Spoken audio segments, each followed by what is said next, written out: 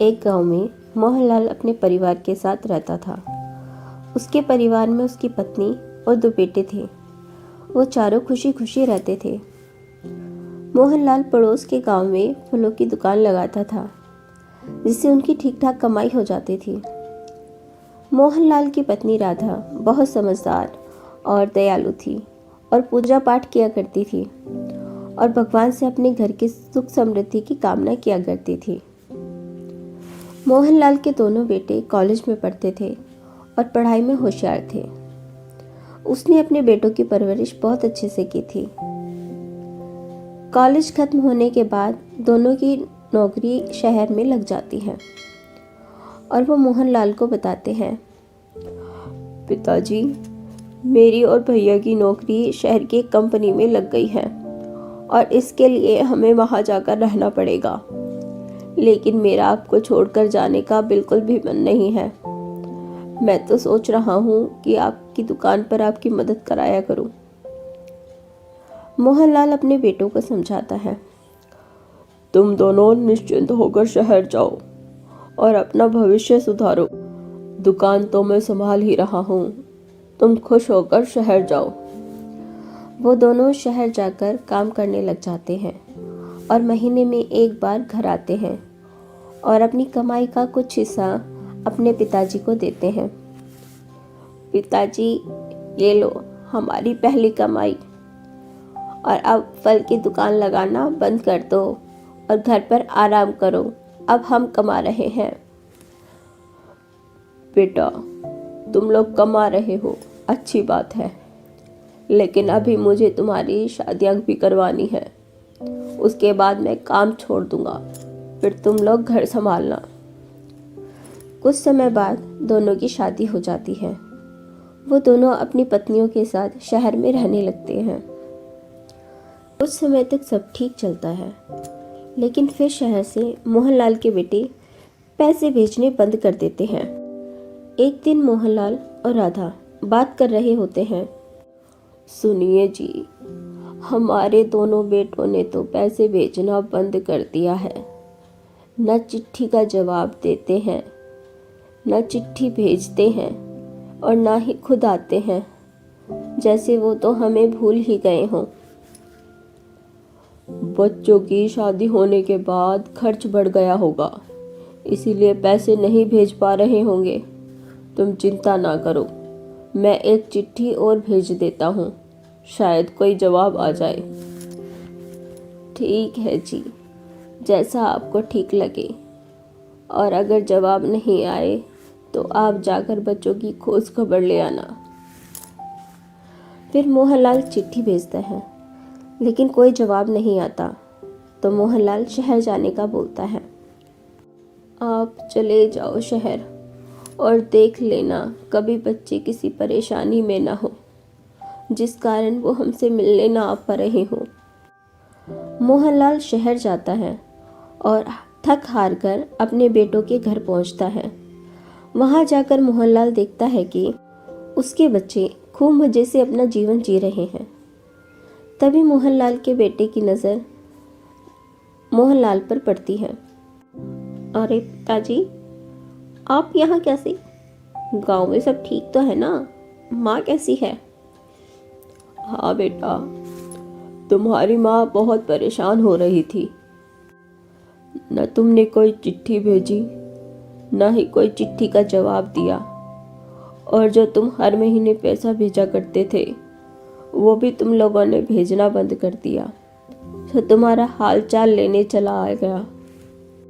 वो ऐसा है ना पिताजी, आप तो जानते ही हैं ना कि महंगाई कितनी बढ़ गई है, और यहाँ शहर में तो दुगने दामों पर चीज़ें मिलती हैं। बस 2-3 महीनों से खर्चा इतना बढ़ गया कि क्या बताएं। कोई बात नहीं बेटा, मैं समझता हूँ। मैं तो बस तुम्हारा हाल चाल लेने आया था कि कहीं मेरे बच्चे किसी तकलीफ में तो नहीं। चलो ठीक है बेटा, चलता हूँ। तुम लोग अपना और अपने परिवार का ध्यान रखना और समय निकालकर अपनी माँ को चिट्ठी भेज दिया करना। मोहनलाल अपने बेटों के घर से गांव वापस आने के लिए निकल पड़ता है और चलते चलते सोचते हैं, अब कैसे घर का खर्च चलेगा। बेटों ने तो मना कर दिया।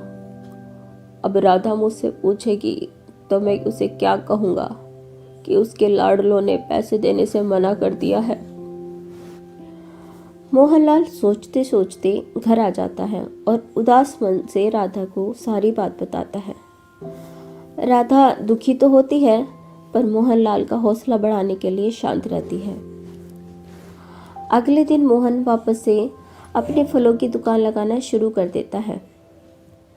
काफी दिन बीत जाने पर भी उसकी उतनी कमाई नहीं हो पाती जितनी पहले होती थी। मोहनलाल इससे बहुत ज़्यादा दुखी और निराश हो गया था, क्योंकि अब जितनी आमदनी से उसका गुजारा करना मुश्किल था।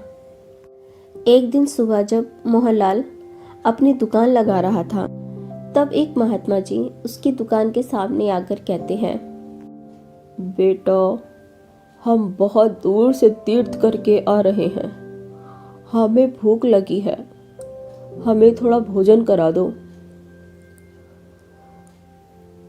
वैसे तो मेरी बिक्री ठीक से होती नहीं है, पर क्या पता इन साधु महात्मा के कदमों से मेरे लिए कुछ तरक्की के रास्ते खुल जाएं। भगवान जो करते हैं अच्छे के लिए करते हैं। ये लो बाबा, कुछ फल है मेरे पास, आपकी जितनी इच्छा हो आप खा सकते हैं।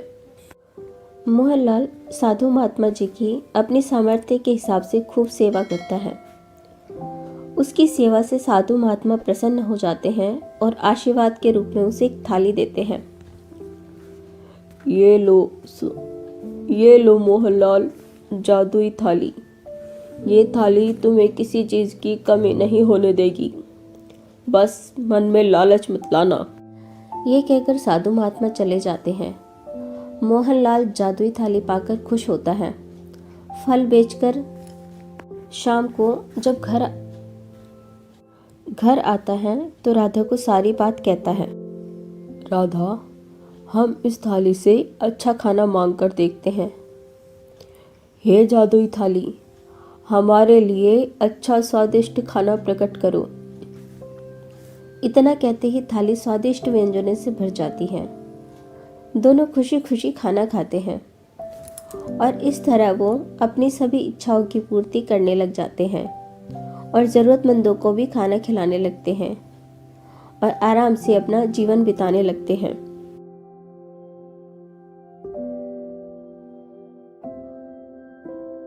कंपनी में काम करते थे वो बंद हो जाती हैं। मोहनलाल के दोनों बेटों ने किसी भी तरह की बचत नहीं कर रखी थी और दिखावटी जीवन जीने के कारण कर्ज में बुरी तरह से डूब चुके थे। उनकी पत्नियों ने उनसे घर चलाने को लेकर झगड़ा करना शुरू कर दिया था। अरे भैया, मेरा तो दिमाग खराब हो रहा है, कहीं दूसरी नौकरी भी नहीं मिल रही है और मेरी पत्नी है कि सारा दिन मुझसे झगड़ा करती रहती है, मैं क्या करूं? हाँ, कह तो तुम ठीक ही रहे हो, तुम्हारी भाभी भी मुझसे हमेशा झगड़ती रहती है। गलती हमारी ही है कि हमने उन लोगों को खूब मजे कराए हैं। अब हमारी आर्थिक हालत ठीक नहीं, हम कर्जे में डूबे हुए हैं, तो वे उल्टा हमें ही आंख दिखाती हैं। भैया, हमने तो माँ और पिताजी के लिए भी पैसे भेजने बंद कर दिए हैं। उन्होंने तो जब से वो यहाँ से आकर गए हैं एक चिट्ठी भी नहीं लिखी पैसों के लिए। वो लोग कैसे अपना जीवन बिता रहे होंगे। हाँ भाई, हमने ही कौन सा उनकी सुध ली है, लेकिन हाँ, ये तो सोचने वाली बात है कि उनका गुजारा कैसे चल रहा होगा। हम एक काम करते हैं, कुछ दिन गांव हो आते हैं, कुछ शांति तो मिलेगी। अगले दिन दोनों गांव चले जाते हैं और वो वहां जाकर देखते हैं कि जहां उनके पिता की छोटी सी दुकान हुआ करती थी, अब वो बड़ी हो चुकी हैं। फिर वे अपने घर जाते हैं तो वहां उनका घर भी काफी बड़ा और सुंदर हो चुका था। वे अपने घर को पहचान नहीं पाते और पड़ोसियों से पूछते हैं। पड़ोसी उन्हें उसी घर का इशारा करते हैं और बताते हैं कि वही मोहनलाल का घर है। ये देखकर दोनों भाइयों की आंखें फटी की फटी रह गई। उन्होंने अपनी आंखों पर विश्वास नहीं किया और वो आश्चर्य भरी नजरों से अपने घर को देखते ही रह गए। तभी राधा घर के बाहर आती है और अपने दोनों बेटों को देखकर उसकी आंखें खुशी से भर जाती हैं। अरे, तुम दोनों आ गए। मेरे बच्चों, अंदर आओ, ये तुम्हारा ही घर है, आ जाओ। फिर वो तीनों घर के अंदर चले जाते हैं। उस समय मोहनलाल घर पे नहीं होता। माँ, घर तो पिताजी ने बड़ा सुंदर बना लिया। ये चमत्कार कैसे हो गया? कहाँ से लॉटरी लग गई? लॉटरी लग गई है क्या पिताजी की? इतनी बात सुनते ही राधा ये सोचते हुए कि ये मेरे ही तो बेटे हैं, इनसे क्या छुपाना, तो वो सारी बात अपने बेटों को बता देती है और उनके लिए खाने पीने की तैयारी करने के लिए रसोई में चली जाती है। तभी दोनों भाइयों की कानाफूसी शुरू हो जाती है। रेश, देखा तुमने, हम शहर में भूखों मर रहे हैं और इन लोगों की चिंता कर रहे हैं और ये यहाँ आराम से अपना जीवन बसर कर रहे हैं, इसीलिए इन्होंने हमें बुला दिया। हाँ भैया, काश वो जादुई थाली हमें मिल जाए, हमारा कर्ज से भी पीछा छूटे और पत्नियों के झगड़े से भी। जो चाहे मांग सकते हैं फिर उस जादुई थाली से। सुरेश माँ को बोलते हैं कि थाली हमें दे दे। तभी राधा दोनों को खाने के लिए बोलने आ जाती है और तभी रमेश अपनी सारी हालत राधा को बताते हुए और जादुई थाली उससे मांगने का प्रयास करता है। बेटा, मुझे ये जानकर बड़ा कष्ट हुआ, और यदि तुम लोग इतनी मुसीबत में थे तो तुमने हमें पहले क्यों नहीं बताया? बेटा, मैं तुम्हें वो थाली नहीं दे सकती क्योंकि वो थाली तुम्हारे पिताजी ने संभाल कर अपने पास रखी है। अभी के लिए मैं तुम्हें कुछ धन देकर तुम्हारी मदद जरूर कर सकती हूँ, जिससे तुम लोग अपना कुछ कर्ज उतार सको। और ये कहकर वो पैसे लेने अंदर चली जाती है। तभी सुरेश कहता है, भैया, अब क्या करें? कुछ नहीं, अभी बस पिताजी के आने से पहले पैसे लेकर शहर चलते हैं। फिर रमेश और सुरेश वापस शहर अपने घर आकर अपनी पत्नियों को सारी बात बताते हैं। तभी उनकी पत्नियों के मन में लालच आता है और वो कहती हैं, अगर ऐसा है तो वो थाली आप लोग चुरा लो ना। चोरी? बाप रे बाप, अपने घर में ना बाबा ना। तो फिर हम सब लोग वहां चलते हैं, तब वहां से वो थाली हम खुद ले लेंगे। रमेश और सुरेश अपनी पत्नियों की जिद और लालच में आ जाते हैं और वो शहर से गांव पहुंच जाते हैं। राधा सबको साथ देखकर बहुत प्रसन्न होती है। मोहनलाल भी अपने बेटे और बहुओं को देखकर बहुत खुश होता है। कुछ दिन वो लोग हंसी खुशी बिताते हैं और फिर एक रात चारों मिलकर वो थाली चुरा लेते हैं और घर से बाहर आ जाते हैं। चलो, इस थाली से खूब सारा पैसा और गहने मांगते हैं। हाँ हाँ, क्यों नहीं। ऐ जादुई थाली, हमारी आज्ञा है कि तू हमें ढेर सारे रुपये और गहनों से भरा बक्सा दे। तभी थाली से खूब सारा कूड़ा करकट और पत्थर प्रकट हो गए। ये देखकर रमेश लेने के लिए कहता है, ऐ थाली, हम प्रार्थना करते हैं कि आप हमें रुपये और हम दोनों भाइयों की पत्नियों के लिए कुछ गहने दे दो। सुरेश बहुत ही विनम्र होकर जादुई थाली से प्रार्थना करता है, लेकिन मन में तो उसके भी लालच होता है। तो इस बार थाली से सूखे पत्तों का ढेर प्रकट हो जाता है। इससे चारों बुरी तरह से झल्ला जाते हैं और थाली को फेंक देते हैं। थाली का शोर सुनकर राधा और मोहनलाल बाहर आ जाते हैं।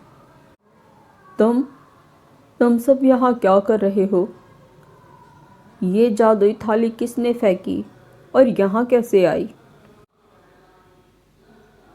सभी लोग मोहनलाल और राधा को देखकर डर जाते हैं और एक दूसरे पर जादुई थाली चोरी करने का इल्जाम लगाना शुरू कर देते हैं। तभी मोहनलाल क्रोध से चिल्लाकर कहता है, ये जादुई थाली गरीब और असहाय लोगों की मदद करने के लिए है, ना कि तुम जैसे लालची लोगों के लिए। निकल जाओ अभी के अभी यहाँ से। तभी राधा मोहनलाल से अपना गुस्सा शांत करने के लिए कहती है और उन चारों की हालत का वास्ता देकर उन्हें माफ़ करने के लिए कहती है। और तभी वे चारों राधा और मोहनलाल से माफ़ी मांगते हैं। पिताजी, हमें माफ़ कर दीजिए। आप जब शहर आए थे तब हमारे पास सब कुछ होते हुए भी हमने आपको पैसे ना दिए, आप लोगों का ध्यान नहीं रखा, और जब हम लोग कर्ज में डूब गए तब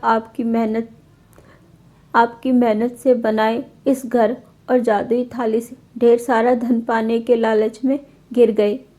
इसलिए हमने ये जादुई थाली चुरा ली। हमें माफ़ कर दीजिए और हमें अपने साथ रहने दीजिए। काफ़ी मिन्नतों के बाद मोहनलाल का मन पसीजता है और वो उन चारों को माफ़ कर देता है। अब रमेश और सुरेश अपने पिता की दुकान ईमानदारी से चलाने लगे और उनकी पत्नियां घर के कामकाज संभालती और अपनी सास ससुर की सेवा करती। मोहनलाल ने वो जादुई थाली उन्हीं साधु जी को वापस कर दी, क्योंकि अब उसके बेटे ईमानदारी से अपनी जिम्मेदारियों को संभाल रहे थे। मोहनलाल और राधा एक सुखी जीवन व्यतीत करने लगे।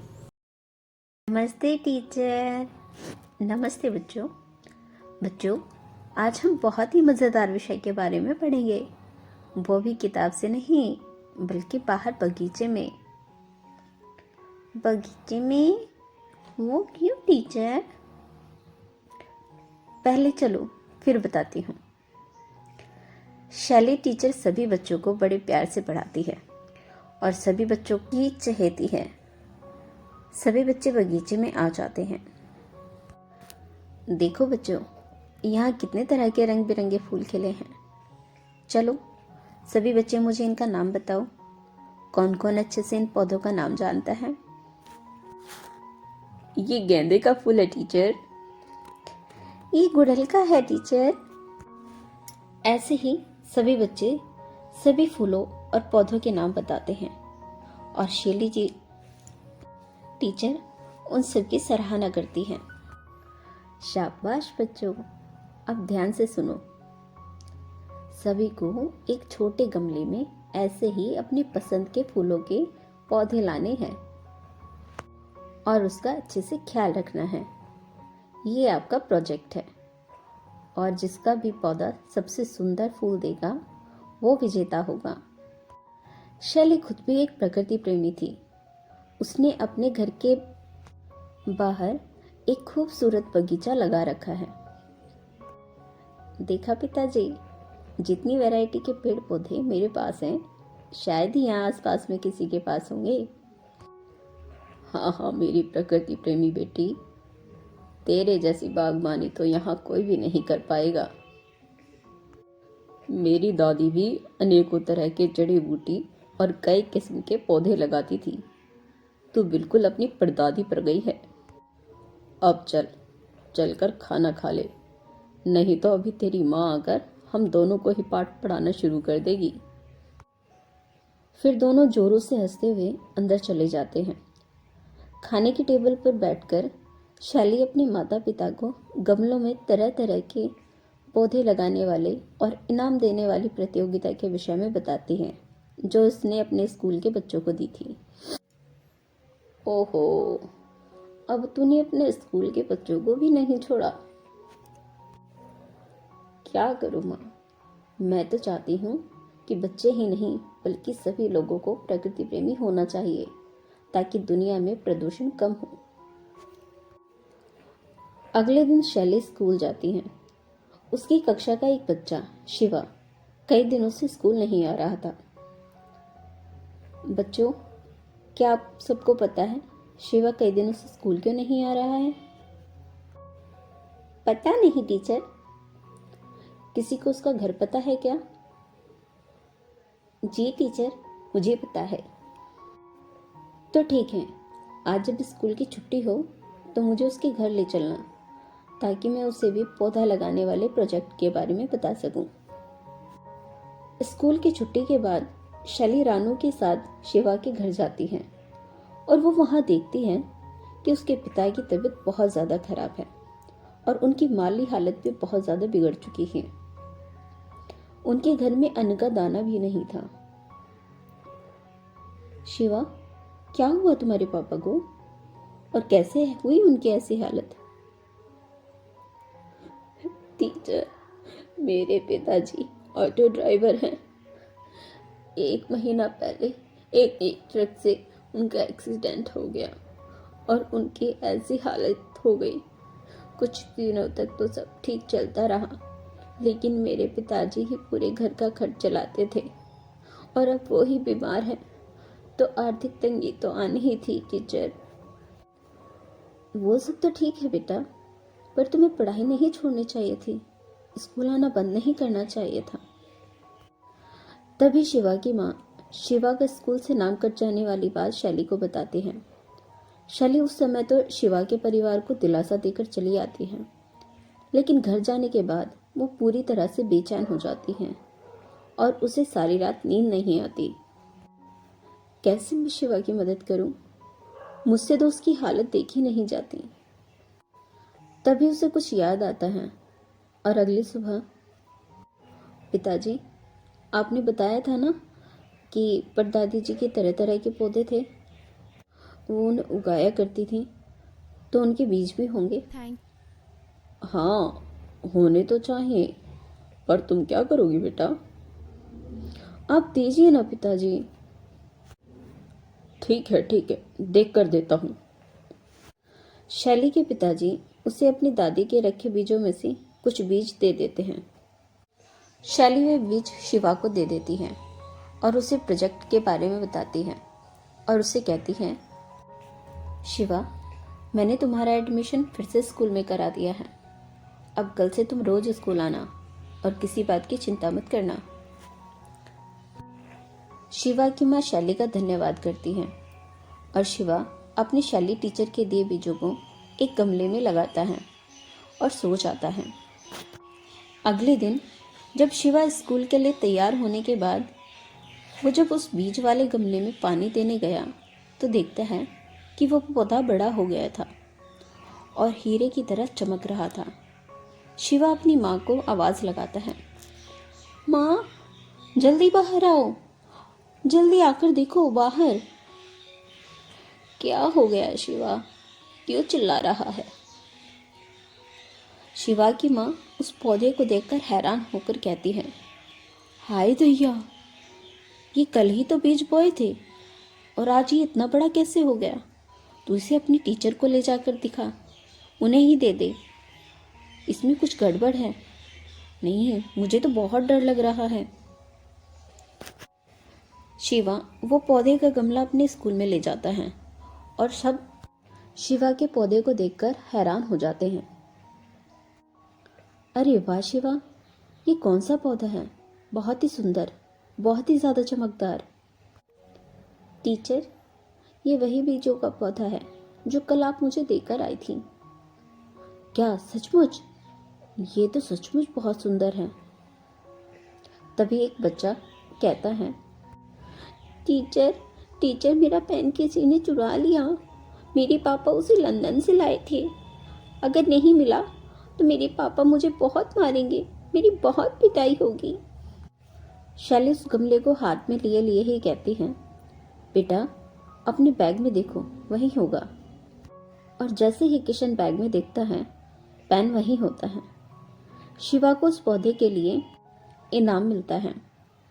स्कूल की छुट्टी के बाद जैसे ही उस पौधे को लेकर घर पहुंचता है, उसके पिता की हालत बहुत बिगड़ चुकी होती है।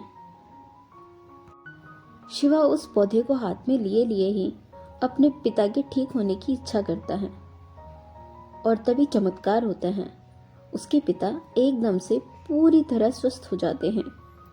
शिवा और उसके माता पिता चौंक जाते हैं। वो पौधा चमक रहा था। तभी शिवा कहता है, ये पौधा जादुई है माँ, इसने पिताजी को ठीक कर दिया। अब शिवा उस जादुई पौधे से कहता है, हे जादुई पौधे, मेरा घर भी अच्छा कर दो। शिवा का घर भी सुंदर हो जाता है। अगले दिन शिवा जादुई पौधे के बारे में अपनी शैली टीचर को बताता है। ये सब सुनकर सोनू नाम का एक लड़का जो उसी की क्लास में पढ़ता है, वो उस जादुई पौधे को चुरा लेता है। शिवा पूरे स्कूल में अपने उस जादुई पौधे को ढूंढता है, लेकिन वो उसे कहीं नहीं मिलता। तभी सोनू चिल्लाता हुआ क्लासरूम में आता है, सांप सांप, मुझे बचाओ टीचर, मुझे बचाओ। क्या हुआ सोनू, कहाँ है सांप? सॉरी टीचर, मैंने शिवा का पौधा चुराया। मैंने मन में लालच किया और जैसे ही मैंने उससे एक रोबोट कार मांगी तो वो पौधा सांप निकालने लगा, उसमें से सांप निकलने लगे। शिवा, अपना पौधा वापस ले लो और मुझे माफ कर दो। फिर शैली सब बच्चों को बताती हैं, इस पौधे के बीज मैंने शिवा को दिए थे। ये मेरी परदादी के बीज थे, जिससे ये पौधा जादुई हुआ और शिवा को इसकी बहुत ज़्यादा ज़रूरत थी, इसीलिए ये जादुई पौधा शिवा को मिला।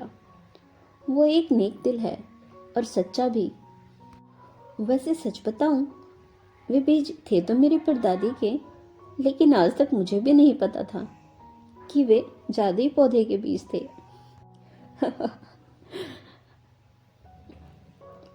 अब वो जादुई पौधा शिवा के पास है।